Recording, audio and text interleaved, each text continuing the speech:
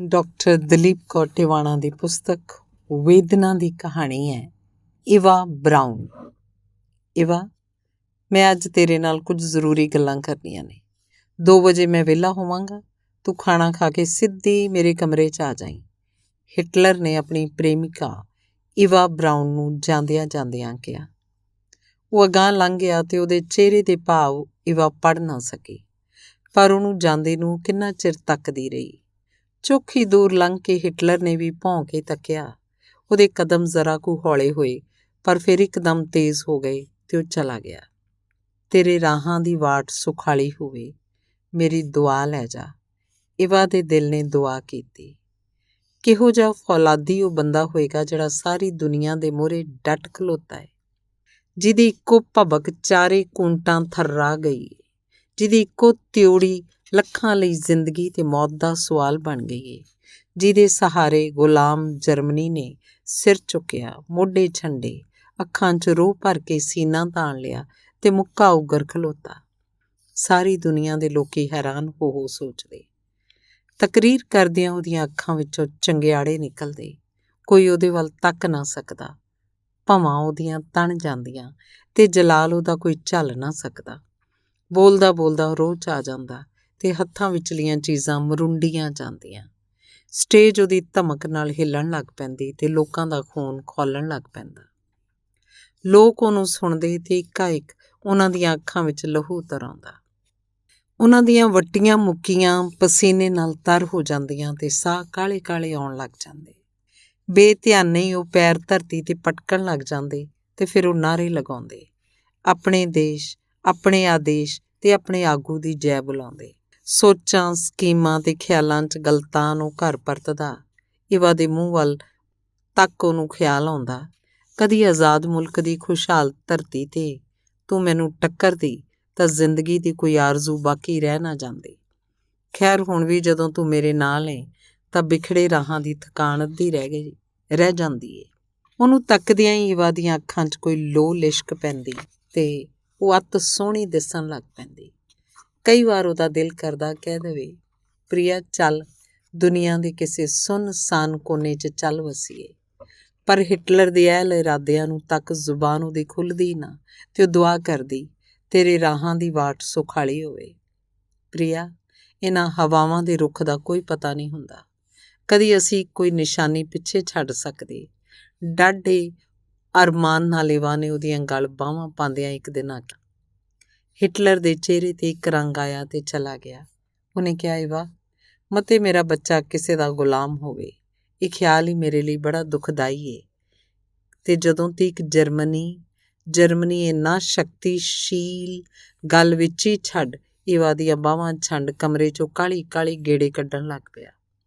ਫਿਰ ਫਰੰਟਾਂ ਤੋਂ ਆਈਆਂ ਖਬਰਾਂ ਪੜ੍ਹਦਿਆਂ, ਨਕਸ਼ੇ ਬਣਾਉਂਦਿਆਂ, ਸੋਚਾਂ ਸੋਚਦਿਆਂ, ਹੁਕਮ ਲਿਖਦਿਆਂ ਸਾਰੀ ਦੀ ਸਾਰੀ ਰਾਤ ਉਹਨੇ ਜਾਗਦਿਆਂ ਲੰਘਾ ਛੱਡੀ। ਇਵਾ ਕਿੰਨੀ ਵਾਰੀ ਉੱਠ ਵੇਖਣ ਆਈ। ਇੰਝ ਹੀ ਵਰ੍ਹਿਆਂ ਦੇ ਵਰ੍ਹੇ ਲੰਘ ਗਏ।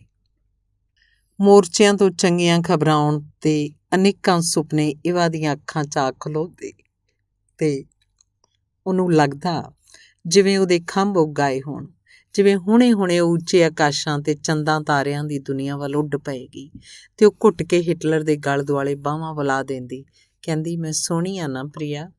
ਬਹੁਤ। ਉਹ ਮੁਸਕਰਾ ਕੇ ਕਹਿੰਦਾ ਤੇ ਪੋਲੇ ਜੇ ਪਿੱਠ ਥਾਪੜ ਲੱਕ ਦੁਆਲਿਓਂ ਬਾਹਾਂ ਖੋਲ੍ਹ ਕੋਈ ਜ਼ਰੂਰੀ ਕੰਮ ਕਰਨ ਲੱਗ ਜਾਂਦਾ ਤੇ ਕਿੰਨੇ ਘੰਟੇ ਬੈਠਾ ਉਹ ਕੰਮ ਕਰਦਾ ਰਹਿੰਦਾ।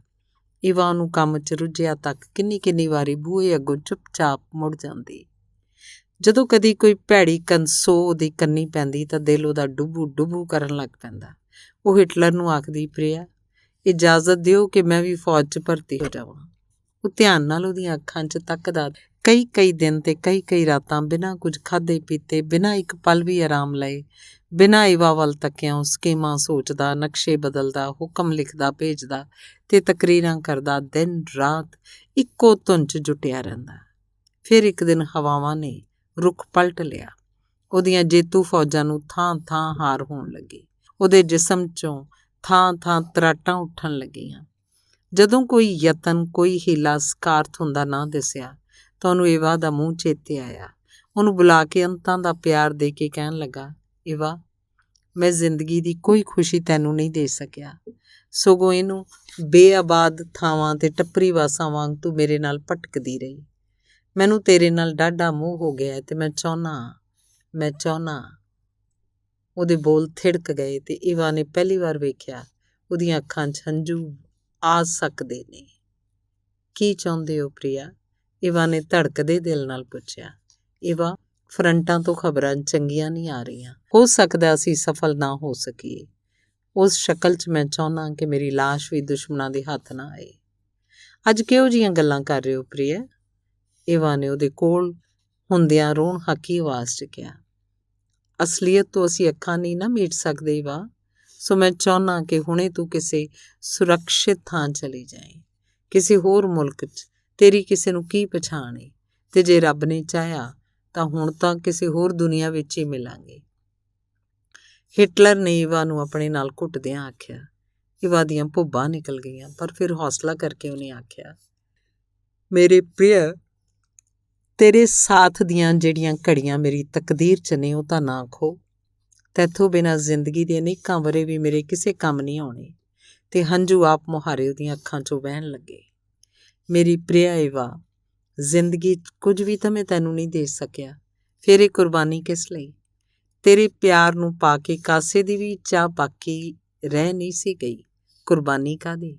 ਇਹ ਤਾਂ ਸਗੋਂ ਮੇਰੇ ਲਈ ਬੜੀ ਵੱਡੀ ਤਸੱਲੀ ਹੋਏਗੀ ਕਿ ਮੇਰੇ ਪ੍ਰਿਆ ਨੇ ਮੌਤ ਤੋਂ ਮਗਰੋਂ ਦੀ ਜ਼ਿੰਦਗੀ ਲਈ ਵੀ ਮੇਰਾ ਸਾਥ ਕਬੂਲ ਕੀਤਾ ਤੇ ਉਹ ਮੈਨੂੰ ਨਾਲ ਲੈ ਚੱਲਿਆ। ਈਵਾ, ਹਿਟਲਰ ਨੇ ਉਹਨੂੰ ਆਪਣੇ ਸੀਨੇ ਨਾਲ ਘੁੱਟ ਲਿਆ। ਦੋ ਹੰਝੂ ਉਹਦੀਆਂ ਅੱਖਾਂ 'ਚੋਂ ਡਿੱਗ ਈਵਾ ਦੇ ਵਾਲਾਂ 'ਚ ਖੋ ਗਏ। ਈਵਾ ਦੇ ਮੂੰਹ 'ਤੇ ਬੱਚਿਆਂ ਵਰਗੀ ਪ੍ਰਸੰਨਤਾ ਆ ਗਈ।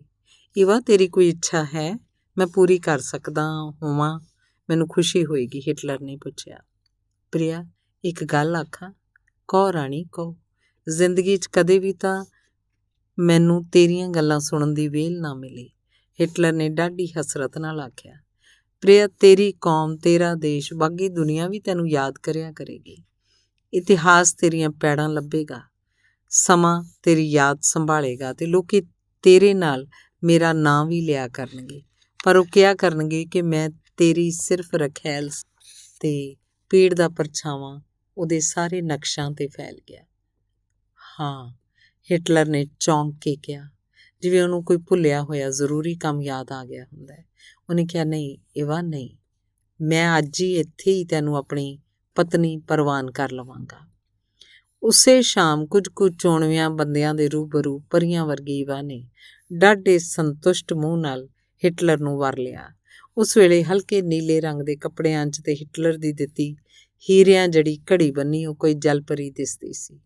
ਕਿੱਡੀ ਤਸੱਲੀ ਸੀ ਉਹਦੇ ਵਿਆਹ ਵਿੱਚ ਵੀ, ਜਿਹੜਾ ਮੌਤ ਦੇ ਰੂਬਰੂ ਖੜੋ ਕੇ ਕੀਤਾ ਸੀ। ਵਿਆਹ ਤੋਂ ਪੂਰੇ 5ਵੇਂ ਦਿਨ ਹਿਟਲਰ ਕਾਹਲੀ ਕਾਹਲੀ ਈਵਾ ਦੇ ਕਮਰੇ 'ਚ ਆਇਆ ਤੇ ਉਹਦੇ ਮੱਥੇ 'ਤੇ ਪਿਆਰ ਦੇ ਕੇ ਉਹਨੂੰ ਕਿਹਾ, ਈਵਾ ਪਿਆਰੀ, ਹੁਣ ਵਕਤ ਆ ਗਿਆ। ਈਵਾ ਨੇ ਬਿਨਾਂ ਕਿਸੇ ਡਰ ਤੇ ਬਿਨਾਂ ਕਿਸੇ ਘਬਰਾਹਟ ਤੋਂ ਬਕਸ ਵਿੱਚੋਂ ਇੱਕ ਸ਼ੀਸ਼ੀ ਕੱਢੀ ਤੇ ਹਿਟਲਰ ਦਾ ਹੱਥ ਆਪਣੇ ਬੁੱਲ੍ਹਾਂ ਨੂੰ ਲਾ ਇੱਕ ਵਾਰੀ ਘੁੱਟ ਕੇ ਗਲੇ ਮਿਲ ਸ਼ੀਸ਼ੀ ਆਪਣੇ ਮੂੰਹ 'ਚ ਪਲਟ ਲਈ। ਹਿਟਲਰ ਬੈਠ ਗਿਆ, ਪਰ ਈਵਾ ਤੋਂ ਬੈਠਿਆ ਨਾ ਗਿਆ। ਉਹ ਲੇਟ ਗਈ। ਪਲਾਂ 'ਚ ਹੀ ਉਹਦੀ ਸੁਰਤ ਖਿੰਡਣ ਲੱਗੀ, ਪਰ ਆਪਣਾ ਸਾਰਾ ਤਾਣ ਲਾ ਕੇ ਹਿਟਲਰ ਨੂੰ ਅਲਵਿਦਾ ਕਹਿਣ ਲਈ ਉਹਨੇ ਹੱਥ ਉੱਚਾ ਕੀਤਾ। ਉਹਨੇ ਹੱਥ ਫੜ ਆਪਣੇ ਬੁੱਲ੍ਹਾਂ ਨੂੰ ਲਾ ਲਿਆ, ਈਵਾ ਦੇ ਵਾਲਾਂ 'ਚ ਉਂਗਲੀਆਂ ਫੇਰੀਆਂ। ਉਹਦੇ ਬੱਚਿਆਂ ਵਰਗੇ ਨਿਰਛਲ ਤੇ ਸ਼ਾਂਤ ਮੂੰਹ ਵੱਲ ਹਿਟਲਰ ਨੇ ਨੀਝ ਨਾਲ ਤੱਕਿਆ ਤੇ ਹੰਝੂ ਉਹਦੀਆਂ ਅੱਖਾਂ 'ਚੋਂ ਕਿਰ ਪਏ। ਫਿਰ ਉਹਨੇ ਅਡੋਲ ਪਈ ਈਵਾ ਦੇ ਮੱਥੇ 'ਤੇ ਆਖਰੀ ਚੁੰਮਣ ਦੇ ਕੇ ਇੱਕ ਗੋਲੀ ਆਪਣੇ ਮਾਰ ਲਈ। ਹਿਟਲਰ ਦੇ ਇੱਕ ਖਾਸ ਹਿਤਕਾਰੀ ਨੇ ਉਹਦੀਆਂ ਹਿਦਾਇਤਾਂ ਅਨੁਸਾਰ ਲਾਸ਼ਾਂ 'ਤੇ ਪੈਟਰੋਲ ਪਾ ਕੇ ਅੱਗ ਲਾ ਦਿੱਤੀ, ਪਰ ਜਦੋਂ ਛੇਤੀ ਜਲਦੀਆਂ ਨਾ ਦਿਸੀਆਂ ਤਾਂ ਦਬਾ ਸੱਟ ਇੱਕ ਭੋਰੇ 'ਚ ਉਹਨਾਂ ਨੂੰ ਰੱਖ ਉੱਤੋਂ ਭੋਰਾ ਮਿੱਟੀ ਨਾਲ ਅੱਟ ਦਿੱਤਾ। ਡਾਕਟਰ ਦਲੀਪ ਕੌਰ ਟਿਵਾਣਾ ਦੀ ਕਹਾਣੀ ਹੈ ਨਾਗ। ਜ਼ਹਿਰੀ ਨਾਗ ਵਿਸ ਘੋਲਦਾ ਢਿੱਲੇ 'ਤੇ ਚੜ੍ਹ ਰਿਹਾ ਆਪਣੀ ਮਹਿਬੂਬਾ ਦਾ ਅਹੀਰ ਪਾਸੋਂ ਬਦਲਾ ਲੈਣ ਲਈ। ਮੈਨੂੰ ਸਤਿਆਰਥੀ ਦੀ ਕਹਾਣੀ ਦੇ ਲਫ਼ਜ਼ ਮੁੜ-ਮੁੜ ਯਾਦ ਆਉਂਦੇ। ਨਾਗ ਜਾ ਰਿਹਾ ਸੀ ਆਪਣੀ ਮਹਿਬੂਬਾ ਦਾ ਬਦਲਾ ਲੈਣ ਲਈ। ਮੈਨੂੰ ਖਿਆਲ ਆ ਰਿਹਾ ਸੀ, ਜਾਂਦਾ ਵੀ ਕਿਉਂ ਨਾ। ਨਾਗਣ ਉਹਦੀ ਸਾਥਣ ਨੇ ਉਹਨੂੰ ਪਿਆਰ ਕੀਤਾ ਸੀ, ਚਾਨਣੀਆਂ ਰਾਤਾਂ 'ਚ ਉਹਦੇ ਪਿੱਛੇ ਤੁਰਿਆ ਕਰਦੀ ਸੀ। ਉਹਦੇ ਕਾਤਲ ਨੂੰ ਜ਼ਹਿਰੀ ਨਾਗ ਭਲਾ ਕਿਵੇਂ ਮਾਫ਼ ਕਰ ਸਕਦਾ ਸੀ? ਕਿੰਨਾ ਅਹਿਸਾਸ ਸੀ ਉਹਨੂੰ ਆਪਣੀ ਮਹਿਬੂਬਾ ਦੇ ਪਿਆਰ ਦਾ। ਇੱਕ ਮੇਰਾ ਵੀ ਮਹਿਬੂਬ ਏ, ਕੀ ਤੁਹਾਡਾ ਖਿਆਲ ਹੈ ਕਿ ਮੈਂ ਉਹਨੂੰ ਨਾਗਣ ਨਾਲੋਂ ਘੱਟ ਪਿਆਰ ਕੀਤਾ ਹੋਣਾ? ਨਹੀਂ, ਮੈਂ ਉਹਦੀ ਮਹਿਬੂਬਾ ਸੀ ਨਾ। ਸਭ ਤੋਂ ਚੋਰੀ ਡਰਾਉਣੀਆਂ ਰਾਤਾਂ ਦੀ ਇਕੱਲਤਾ 'ਚ ਮੈਂ ਉਹਨੂੰ ਮਿਲਣ ਲਈ ਘਰੋਂ ਨਿਕਲ ਤੁਰਦੀ। ਜਾਗਦਿਆਂ ਸੁੱਤਿਆਂ ਮੈਂ ਉਹਦੇ ਸੁਪਨੇ ਵੇਖਦੀ ਰਹਿੰਦੀ, ਸਾਡੇ ਆਉਣ ਵਾਲੇ ਸਾਂਝੇ ਜੀਵਨ ਦੀਆਂ ਤਸਵੀਰਾਂ ਚਿੱਤਰਦੀ। ਮੈਂ ਸੋਚਦੀ ਖੁਸ਼ੀਆਂ ਖੇੜਿਆਂ ਨਾਲ ਇਹਦਾ ਘਰ ਭਰ ਦਿਆਂਗੀ, ਗੀਤਾਂ ਨਾਲ ਇਹਦੀ ਫਿਜ਼ਾ ਨਸ਼ਿਆ ਦਿਆਂਗੀ, ਇਹਦੀਆਂ ਨਿੱਕੀਆਂ ਨਿੱਕੀਆਂ ਲੋੜਾਂ ਤੇ ਪਸੰਦਾਂ ਲੱਭਦੀ ਰਿਹਾ ਕਰਾਂਗੀ। ਦਫ਼ਤਰੋਂ ਮੁੜਦੇ ਨੂੰ ਚਾਹ ਤਿਆਰ ਕਰਕੇ ਤੇ ਆਪ ਤਿਆਰ ਹੋ ਕੇ ਬੂਹੇ 'ਤੇ ਜਾ ਮਿਲਿਆ ਕਰਾਂਗੀ। ਫਿਰ ਕਿੰਨਾ ਸੰਤੁਸ਼ਟ ਤੇ ਭਰਪੂਰ ਜੀਵਨ ਹੋਏਗਾ ਇਹਦਾ, ਤੇ ਕਿੰਨਾ ਰਜਵਾਂ ਪਿਆਰ ਦੇਗਾ ਇਹ ਮੈਨੂੰ। ਤੇ ਫਿਰ ਸਾਡਾ ਸਦੀਵੀ ਪਿਆਰ ਇੱਕ ਦਿਨ ਸਾਕਾਰ ਸਬੂਤ ਦੇਣ ਲਈ ਸਾਡੇ ਘਰ ਨਿੱਕਾ ਜਿਹਾ ਬੇਬੀ ਬਣ ਕੇ ਆ ਜਾਏਗਾ। ਇਹ ਮੇਰਾ ਨਿੱਕਾ ਮਹਿਬੂਬ, ਮੇਰੇ ਵੱਡੇ ਮਹਿਬੂਬ ਦਾ ਪੁੱਤਰ ਨਿੱਕੀਆਂ ਨਿੱਕੀਆਂ ਬਾਹਾਂ ਮੇਰੇ ਗਲ 'ਚ ਪਾ ਦਿਆ ਕਰੇਗਾ, ਨਿੱਕੇ ਨਿੱਕੇ ਹੱਥਾਂ ਨਾਲ ਦੁੱਧ ਟਟੋਲਿਆ ਕਰੇਗਾ ਤੇ ਫਿਰ ਨਿੱਕੇ ਜਿਹੇ ਮੂੰਹ ਨਾਲ ਨਿੱਕੀਆਂ ਨਿੱਕੀਆਂ ਗੱਲਾਂ ਕਰਿਆ ਕਰੇਗਾ। ਨਿੱਕਾ ਜਿਹਾ ਤੇ ਮੈਂ ਸੋਚਦੀ ਰਹੀ। ਕਦੇ ਕਦੇ ਮੈਨੂੰ ਕੋਈ ਤੌਖਲਾ ਜਿਹਾ ਮਹਿਸੂਸ ਹੁੰਦਾ, ਪਰ ਮੈਂ ਸੋਚਦੀ ਇਹ ਮੇਰਾ ਮਹਿਬੂਬ ਹੈ ਨਾ, ਨਾਗਣ ਦੇ ਮਹਿਬੂਬ ਵਰਗਾ ਹੀ, ਜਿਹੜਾ ਵਿਸ ਘੋਲਦਾ ਟਿੱਲੇ 'ਤੇ ਚੜ੍ਹ ਰਿਹਾ ਸੀ। ਫਿਰ ਭਲਾ ਮੈਨੂੰ ਇਸ ਪਾਸੋਂ ਕੀ ਖਤਰਾ ਹੋ ਸਕਦਾ ਹੈ? ਉਹ ਕਹਿੰਦਾ ਵੀ ਤਾਂ ਸੀ, ਰਾਣੀ ਤੂੰ ਬੜੀ ਸੋਹਣੀ ਹੈ, ਤੇਰੀਆਂ ਅੱਖਾਂ ਬੜੀਆਂ ਸੋਹਣੀਆਂ ਨੇ, ਤੇਰੇ ਹੱਥ ਬੜੇ ਪਿਆਰੇ ਨੇ, ਤੇਰੇ ਵਾਲ ਬੜੇ ਲੰਮੇ ਨੇ, ਤੇਰੀ ਚਾਲ ਬੜੀ ਨਸ਼ੀਲੀ ਏ, ਤੇ ਤੇਰੇ 'ਤੇ ਨਜ਼ਰ ਪੈਂਦਿਆਂ ਹੀ ਮੈਨੂੰ ਇਹ ਮਹਿਸੂਸ ਹੁੰਦਾ ਹੈ ਜਿਵੇਂ ਕਿਸੇ ਨੇ ਮੇਰੀ ਨਸ ਨਸ 'ਚ ਮਿਸਰੀ ਘੋਲ ਦਿੱਤੀ ਹੋਵੇ, ਜਿਵੇਂ ਮੈਨੂੰ ਮਿੱਠੀ ਮਿੱਠੀ ਨੀਂਦ ਆ ਰਹੀ ਹੋਵੇ, ਜਿਵੇਂ ਮੈਂ ਗਗਨਾਂ 'ਚ ਉੱਡ ਰਿਹਾ ਹੋਵਾਂ, ਜਿਵੇਂ ਮੈਂ ਪਾਣੀ 'ਤੇ ਤਰ ਰਿਹਾ ਹੋਵਾਂ। ਅੱਛਾ, ਮੈਂ ਹੈਰਾਨ ਹੋ ਕੇ ਪੁੱਛਦੀ। ਹਾਂ ਰਾਣੀ, ਮੈਨੂੰ ਤੇ ਲੱਗਦਾ ਜਿਵੇਂ ਅਜ਼ਲਾਂ ਤੋਂ ਭਟਕਦੇ ਨੂੰ ਮੰਜ਼ਿਲ ਮਿਲ ਗਈ ਏ ਤੇ ਆਪਾਂ ਹੁਣ ਕਦੇ ਨਹੀਂ ਵਿਛੜਾਂਗੇ। ਤੈਥੋਂ ਬਿਨਾਂ ਭਲਾ ਮੈਂ ਰਹਿ ਵੀ ਕਿਵੇਂ ਸਕਦਾ? ਤੂੰ ਰਾਤੀ ਜ਼ਰੂਰ ਮਾਂ ਜੀ ਨੂੰ ਕਹਿ ਦੇਈਂ ਕਿ ਤੁਸੀਂ ਵੀ ਤਾਂ ਮੇਰੇ ਲਈ ਕੋਈ ਲੱਭਣਾ ਹੀ ਸੀ। ਕੀ ਹੋ ਗਿਆ ਜੇ ਮੈਂ ਆਪ ਹੀ ਲੱਭ ਲਿਆ? ਉਹ ਕਹਿੰਦਾ ਜਾਂਦਾ ਤੇ ਕਹਿੰਦਾ ਜਾਂਦਾ। ਮੈਂ ਸੋਚਦੀ ਮੇਰੇ ਮਾਂ ਜੀ ਭਲਾ ਕਿਉਂ ਨਹੀਂ ਮੰਨਣਗੇ? ਕਦੇ ਕੋਈ ਮਾਪੇ ਆਪਣੀ ਧੀ ਪੁੱਤ ਦੀ ਖੁਸ਼ੀ ਵੀ ਖੋਹਦੇ ਨੇ। ਫਿਰ ਮੇਰਾ ਮਹਿਬੂਬ, ਮੇਰਾ ਸਾਥੀ ਤਾਂ ਐਡਾ ਸੋਹਣਾ ਹੈ, ਐਡਾ ਚੰਗਾ, ਐਡਾ ਅਮੀਰ ਏ, ਮੈਨੂੰ ਇੰਨਾ ਪਿਆਰ ਕਰਦਾ ਹੈ। ਪਰ ਮਾਂ ਜੀ ਕਈ ਵਾਰ ਉਸ ਨਾਲ ਮੇਲ ਜੋਲ ਤੋਂ ਚਿੜਦੇ ਕਿਉਂ ਲੱਗਦੇ ਨੇ, ਮੈਨੂੰ ਸਮਝ ਨਾ ਆਉਂਦੀ। ਉਹ ਤਾਂ ਮੇਰਾ ਮਹਿਬੂਬ ਨਾਗਣ ਦੇ ਮਹਿਬੂਬ ਵਰਗਾ, ਜਿਹੜਾ ਵਿਸ ਘੋਲਦਾ ਟਿੱਲੇ 'ਤੇ ਚੜ੍ਹ ਰਿਹਾ ਸੀ। ਫਿਰ ਮਾਂ ਜੀ ਨੂੰ ਤੌਖਲਾ ਕਿਸ ਗੱਲ ਦਾ ਹੈ? ਮੈਂ ਸੋਚਦੀ। ਨਾਗ ਆਪਣੇ ਸਦੀਵੀ ਪਿਆਰ ਦਾ ਯਕੀਨ ਦਿਵਾਉਣ ਲਈ ਆਪਣੀ ਜੀਭ ਨਾਗਣ ਦੀ ਜੀਭ 'ਤੇ ਰੱਖ ਦਿੰਦਾ ਹੁੰਦਾ ਸੀ, ਤੇ ਮੇਰੇ ਮਹਿਬੂਬ ਦੇ ਬੁੱਲ੍ਹ ਵੀ ਮੇਰੇ ਵੱਲ ਵਧਣ ਲੱਗੇ, ਕਿਉਂਕਿ ਉਹ ਵੀ ਆਪਣੇ ਸਦੀਵੀ ਪਿਆਰ ਦਾ ਯਕੀਨ ਕਰਾਉਣਾ ਚਾਹੁੰਦਾ ਸੀ। ਨਾਗ ਬਹੁਤ ਜ਼ਹਿਰੀ ਹੁੰਦੇ ਨੇ, ਪਰ ਆਪਣੀ ਮਹਿਬੂਬਾ ਲਈ ਨਹੀਂ।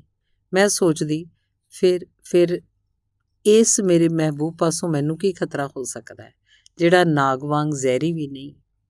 ਉਹ ਨਾਗ ਵਾਂਗ ਮੇਰੇ ਚੁਫੇਰੇ ਮੰਡਲਾਉਂਦਾ ਰਿਹਾ, ਮੇਰੀਆਂ ਅੱਖਾਂ 'ਚ ਤੱਕਦਾ ਰਿਹਾ ਤੇ ਹੌਲੀ ਹੌਲੀ ਮੇਰੇ ਜਿਸਮ ਨੂੰ ਵੀ ਛੋਹਣ ਲੱਗ ਪਿਆ। ਪਹਿਲਾਂ ਮੈਂ ਡਰੀ ਝਿਜਕੀ, ਪਰ ਫਿਰ ਕੋਈ ਨਸ਼ਾ ਜਿਹਾ ਮੇਰੇ ਸਿਰ ਨੂੰ ਚੜ੍ਹਨ ਲੱਗਾ, ਕੋਈ ਖੁਮਾਰੀ ਜੀ ਮੇਰੇ ਚੁਫੇਰੇ ਖਿੰਡਣ ਲੱਗੀ। ਮੈਂ ਸੋਚਦੀ ਸਾਂ, ਨਾਗ ਦੀ ਮਹਿਬੂਬਾ ਵਾਂਗ ਇਹਦੇ ਹੁੰਦਿਆਂ ਮੈਨੂੰ ਕਾਹਦਾ ਡਰ? ਮੇਰੇ ਲਈ ਤਾਂ ਨਾਗ ਵਾਂਗ ਹੀ ਸਾਰੀ ਦੁਨੀਆ ਦੇ ਮੁਕਾਬਲੇ 'ਤੇ ਡਟ ਸਕਦਾ ਹੈ, ਕਿਉਂਕਿ ਮੇਰਾ ਮਹਿਬੂਬ ਸੀ ਨਾ, ਨਾਗਣ ਦੇ ਮਹਿਬੂਬ ਵਰਗਾ ਹੀ, ਜਿਹੜਾ ਆਪਣੀ ਸਾਥਣ ਦਾ ਬਦਲਾ ਲੈਣ ਲਈ ਵਿਸ ਘੋਲਦਾ ਟਿੱਲੇ 'ਤੇ ਚੜ੍ਹ ਰਿਹਾ ਸੀ। ਪਹਿਲਾਂ ਲੋਕਾਂ ਦੀਆਂ ਅੱਖਾਂ ਉੱਚੀਆਂ ਹੋਈਆਂ, ਫਿਰ ਉਂਗਲਾਂ ਉੱਚੀਆਂ ਹੋਈਆਂ ਤੇ ਅੰਤ ਜ਼ਬਾਨਾਂ ਚੱਲਣ ਲੱਗੀਆਂ। ਕਦੇ ਕਦੇ ਤਾਂ ਉਹਨਾਂ 'ਤੇ ਮੈਨੂੰ ਬੜਾ ਹੀ ਹਰਖ ਆਉਂਦਾ। ਫਿਰ ਸੋਚਦੀ, ਕੁੱਲੀ ਗੁੱਲੀ ਦੇ ਟੰਟਿਆਂ ਲਈ ਸਾਰਾ ਦਿਨ ਧੰਦ ਪਿੱਟਣ ਵਾਲੇ ਕੀ ਜਾਣਨ ਇਸ਼ਕ ਦੀਆਂ ਡੂੰਘਾਈਆਂ ਤੇ ਇਸ਼ਕ ਦੀਆਂ ਉੱਚਿਆਈਆਂ। ਪਰ ਇੱਕ ਦਿਨ ਅਚਾਨਕ ਮੈਨੂੰ ਮਹਿਸੂਸ ਹੋਇਆ ਜਿਵੇਂ ਮੇਰੇ ਪੇਟ 'ਚ ਜ਼ਹਿਰ ਪਲ ਰਿਹਾ ਹੋਵੇ।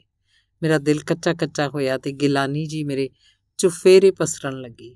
ਲੋਕੀ ਮੈਥੋਂ ਦੂਰ ਦੂਰ ਹਟਣ ਲੱਗੇ। ਉਹਨਾਂ ਵਿੱਚੋਂ ਕਈ ਮੈਨੂੰ ਦੇਖ ਅੱਖਾਂ ਰਾਹੀਂ ਸ਼ਰਾਰਤੀ ਹਾਸਾ ਹੱਸਦੇ, ਪਰ ਕਈ ਤਿਉੜੀਆਂ ਪਾ ਮੂੰਹ ਫੇਰ ਆਪਣੀਆਂ ਜਵਾਨ ਧੀਆਂ ਭੈਣਾਂ ਨੂੰ ਸਮਝਾਉਂਦੇ। ਮੈਂ ਵੀ ਸਮਝ ਗਈ। ਮੇਰੇ ਮਹਿਬੂਬ, ਤੂੰ ਮੈਨੂੰ ਪਿਆਰ ਕਰਦਾ ਏ ਨਾ, ਤੂੰ ਮੇਰਾ ਮਹਿਬੂਬ ਏ ਨਾ। ਪਰ ਉਹ ਦੂਰ, ਬੜੀ ਦੂਰ ਤੁਰੀਆਂ ਜਾ ਰਹੀਆਂ ਦੋ ਕੁੜੀਆਂ ਵੱਲ ਹੀ ਤੱਕੀ ਗਿਆ, ਜਿਵੇਂ ਉਹਨੂੰ ਮੇਰੀ ਗੱਲ ਸੁਣੀ ਨਹੀਂ ਹੁੰਦੀ। ਮੈਂ ਡਰ ਗਈ ਤੇ ਰੋਣ ਹਾਕੀ ਆਵਾਜ਼ 'ਚ ਉਹਨੂੰ ਉਹਦੇ ਪ੍ਰਣ ਯਾਦ ਕਰਾਏ, ਉਹਦੀਆਂ ਕਸਮਾਂ ਦੱਸੀਆਂ, ਪਰ ਉਹਨੇ ਕੁਝ ਗੌਲਿਆ ਹੀ ਨਾ। ਹਰ ਲੜਕਾ ਉਸੇ ਕੁੜੀ ਨੂੰ ਹਮੇਸ਼ਾ ਪਿਆਰ ਕਰਦਾ ਜਿਹੜੀ ਉਹਨੂੰ ਕੋਈ ਅਯੋਗ ਖੁੱਲ੍ਹ ਨਹੀਂ ਲੈਣ ਦਿੰਦੀ।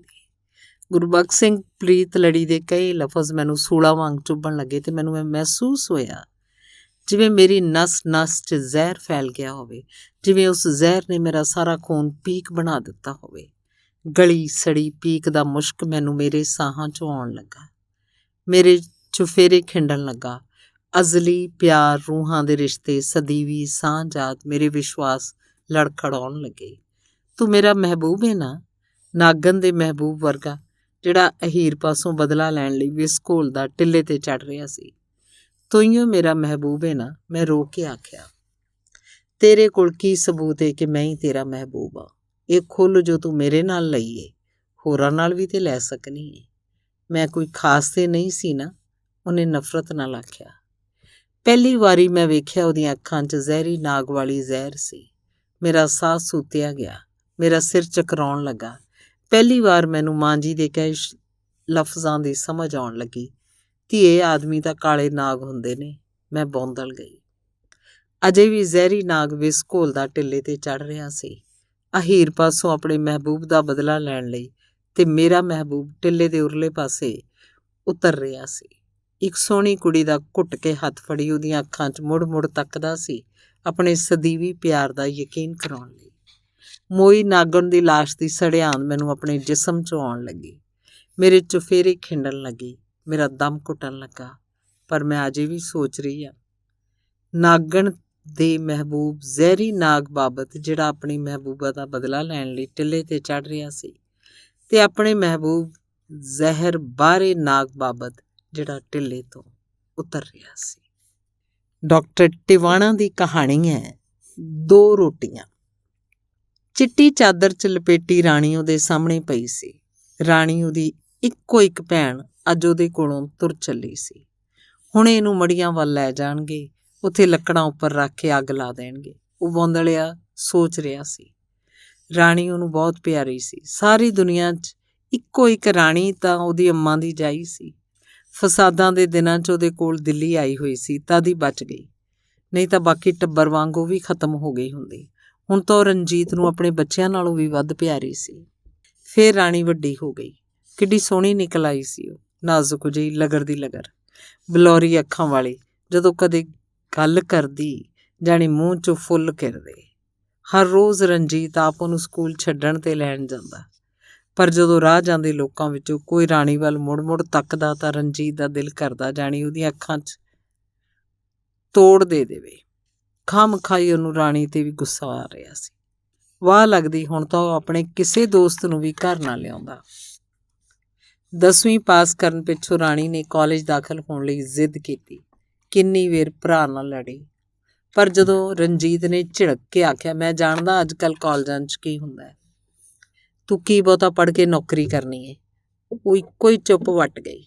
ਮੁੜ ਕਦੇ ਕਾਲਜ ਦਾ ਨਾਂ ਨਾ ਲਿਆ, ਕਦੇ ਸਿਨੇਮਾ ਜਾਣ ਲਈ ਵੀ ਨਾ ਆਖਿਆ। ਸੈਰ ਵਾਸਤੇ ਬੁਲਾਉਣ ਆਈਆਂ ਸਹੇਲੀਆਂ ਨੂੰ ਵੀ ਜਵਾਬ ਦੇ ਦਿੰਦੀ। ਭਾਬੀ ਉਹਦੀ ਬੜੀ ਖੁਸ਼ ਸੀ। ਘਰ ਦਾ ਸਾਰਾ ਕੰਮ ਜੋ ਕਰਨ ਲੱਗ ਪਈ ਸੀ। ਰਾਣੀ ਉਹਦੇ ਬੱਚਿਆਂ ਦਾ ਵੀ ਬੜਾ ਖਿਆਲ ਰੱਖਦੀ ਸੀ। ਰਾਣੀ ਅੱਗੇ ਨਾਲੋਂ ਬੜੀ ਲਿੱਸੀ ਹੋ ਗਈ ਸੀ। ਉਹਦੇ ਨਕਸ਼ਾਂ 'ਤੇ ਪਿਲੱਤਣ ਛਾ ਗਈ ਸੀ, ਪਰ ਰਣਜੀਤ ਨੂੰ ਸਗੋਂ ਅੱਗੇ ਨਾਲੋਂ ਬਹੁਤੀ ਚੰਗੀ ਲੱਗਦੀ। ਕਈ ਵਾਰ ਢੇਰ ਕੱਪੜਿਆਂ ਦਾ ਜਦੋਂ ਧੋ ਕੇ ਹਟਦੀ, ਚਿਹਰੇ 'ਤੇ ਥਕਾਵਟ ਵੇਖ ਕੇ ਉਹਨੂੰ ਡਾਢਾ ਤਰਸ ਆਉਂਦਾ। ਕੁੜੀਆਂ ਨੂੰ ਕੰਮ ਕਰਨ ਦੀ ਆਦਤ ਹੋਣੀ ਚਾਹੀਦੀ ਹੈ, ਉਹ ਸੋਚ ਛੱਡਦਾ।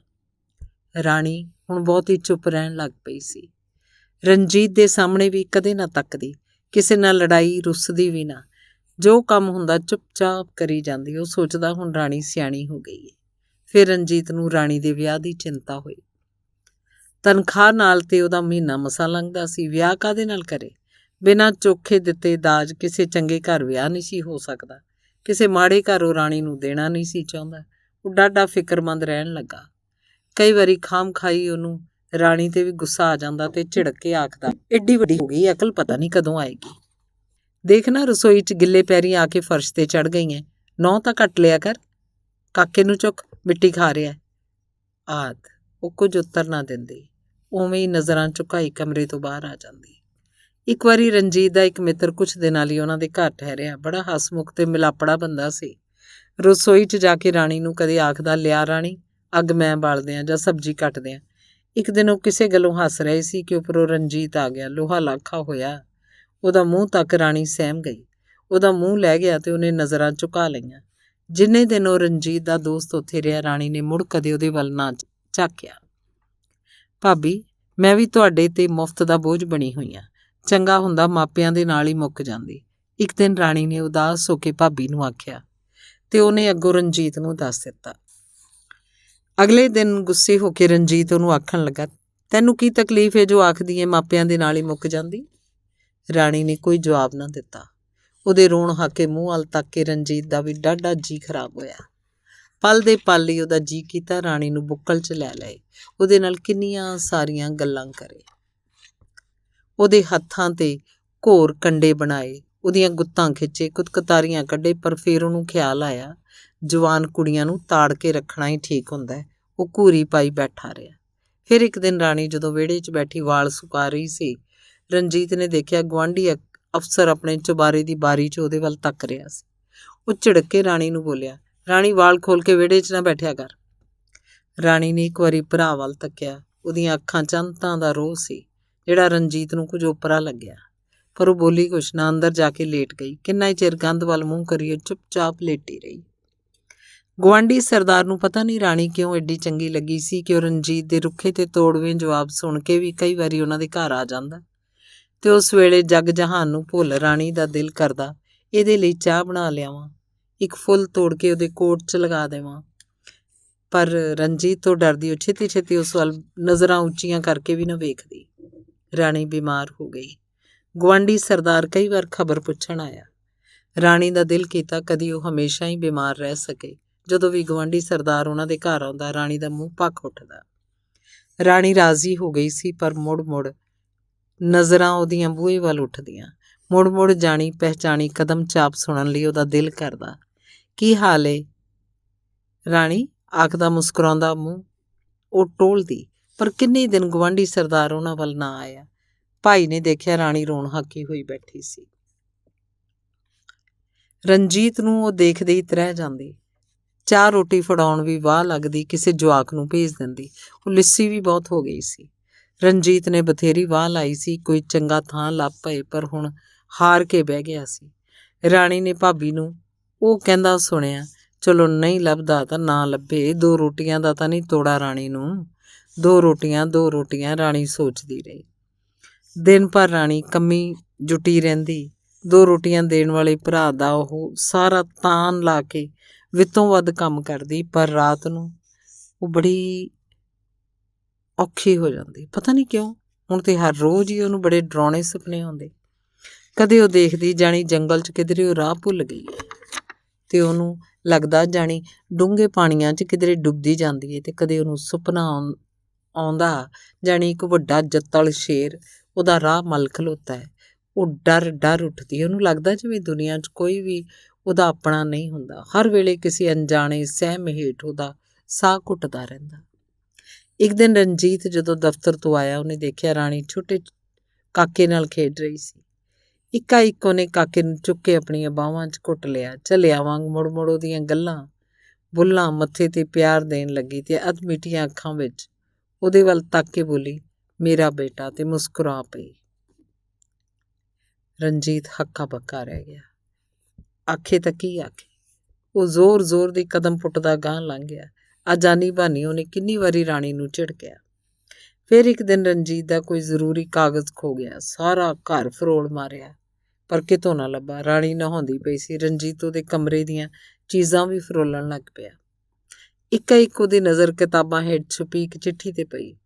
ਪੜ੍ਹ ਕੇ ਹੱਕਾ ਬੱਕਾ ਰਹਿ ਗਿਆ। ਹੋਰ ਢੂੰਡਣ ਨਾਲ ਉਸ ਨਾਲ ਦੀਆਂ ਹੋਰ ਕਈ ਚਿੱਠੀਆਂ ਵੀ ਮਿਲ ਗਈਆਂ। ਉਹ ਬੁੱਤ ਬਣਿਆ ਖਲੋਤਾ ਸੀ। ਚਿੱਠੀਆਂ ਉੱਥੇ ਛੱਡੋ, ਆਪਣੇ ਕਮਰੇ 'ਚ ਜਾ ਕੇ ਸਿਰ ਫੜ ਕੇ ਬੈਠ ਗਿਆ। ਰਾਣੀ ਨਹਾ ਕੇ ਜਦੋਂ ਆਈ, ਚਿੱਠੀਆਂ ਪਈਆਂ ਵੇਖ ਬੌਂਦਲ ਗਈ। ਜਦੋਂ ਪਤਾ ਲੱਗਾ ਵੀ ਰਣਜੀਤ ਉਹਨਾਂ ਨੂੰ ਪੜ੍ਹ ਕੇ ਗਿਆ ਤਾਂ ਉਹ ਭਪੱਤਰ ਜੀ ਗਈ। ਬਾਹਰ ਅੰਦਰੋਂ ਬੰਦ ਕਰ ਲਿਆ। ਉਹ ਰਣਜੀਤ ਨੇ ਵੱਟ ਕੇ ਮੁੱਕੀ ਦਰਵਾਜ਼ੇ 'ਤੇ ਮਾਰੀ ਤੇ ਕਿਹਾ, ਰਾਣੀ। ਰਾਣੀ ਦਾ ਸਾਹ ਸੱਤ ਸੁੱਤਿਆ ਗਿਆ। ਉਹਦੇ ਹੱਥ ਪੈਰ ਕੰਬਣ ਲੱਗ ਪਏ। ਰਾਣੀ ਬਾਹਰੋਂ ਫਿਰ ਗਰਜਵੀਂ ਆਵਾਜ਼ ਆਈ। ਰਾਣੀ ਨੇ ਛੇਤੀ ਨਾਲ ਲੈਂਪ ਕੋਲ ਪਈ ਮਿੱਟੀ ਦੇ ਤੇਲ ਦੀ ਬੋਤਲ ਆਪਣੇ ਉੱਪਰ ਉਲਟ ਲਈ ਤੇ ਫਿਰ ਕੰਬਦੇ ਹੱਥਾਂ ਨਾਲ ਡੱਬੀ ਨਾਲ ਸੀਖ ਘਸਾ ਕੇ ਆਪਣੇ ਕੱਪੜਿਆਂ ਕੋਲ ਕਰ ਲਈ। ਇੱਕਦਮ ਭਬੂਕਾ ਉੱਠਿਆ। ਰਾਣੀ ਰਣਜੀਤ ਫਿਰ ਚੀਖਿਆ। ਔਖਿਆਂ ਸੌਖਿਆਂ ਰਾਣੀ ਨੇ ਕੁੰਡਾ ਖੋਲ੍ਹ ਦਿੱਤਾ। ਛੇਤੀ ਨਾਲ ਕੰਬਲ ਚੁੱਕ ਕੇ ਰਣਜੀਤ ਨੇ ਉਹਦੇ ਉੱਪਰ ਸੁੱਟਿਆ, ਪਰ ਹੁਣ ਤੀਕ ਬਚਨ ਜੋਗਾ ਉਹਦੇ 'ਚ ਰਿਹਾ ਹੀ ਕੁਛ ਨਹੀਂ ਸੀ। 2 ਕੁ ਘੰਟੇ ਰਾਣੀ ਸਹਿਕਦੀ ਰਹੀ। ਰਣਜੀਤ ਰੋਂਦਾ ਰਿਹਾ। ਕਮਰੇ ਵੱਲ ਜਦੋਂ ਉਹ ਝਾਕਿਆ, ਮੇਜ਼ 'ਤੇ ਗੀਤਾ ਖੁੱਲ੍ਹੀ ਪਈ ਸੀ। ਕੋਲੀ ਰਾਤ ਨੂੰ ਖਾਣ ਲਈ ਲਿਆਂਦੀਆਂ ਦੋਵੇਂ ਰੋਟੀਆਂ ਤੇ ਸਬਜ਼ੀ ਉਵੇਂ ਦੀ ਉਵੇਂ ਪਈ ਸੀ। ਰਾਣੀ, ਮੈਂ ਕੋਈ ਤੇਰਾ ਵੈਰੀ ਸਾਂ? ਇੱਕ ਵਾਰੀ, ਬਸ ਇੱਕੋ ਵਾਰੀ ਮਾਫ਼ ਕਰ ਦੇ ਤੇ ਅੱਖਾਂ ਖੋਲ੍ਹ ਕੇ ਤੱਕ ਲੈ। ਰਣਜੀਤ ਦੇ ਦਿਲ ਨੇ ਕੁਰਲਾ ਕੇ ਆਖਿਆ। ਪਰ ਰਾਣੀ ਹੁਣ ਤੀਕ ਇਸ ਬੇਦਿਲ ਦੁਨੀਆ ਤੋਂ ਦੂਰ, ਬਹੁਤ ਦੂਰ ਜਾ ਚੁੱਕੀ ਸੀ। ਧੰਨਵਾਦ।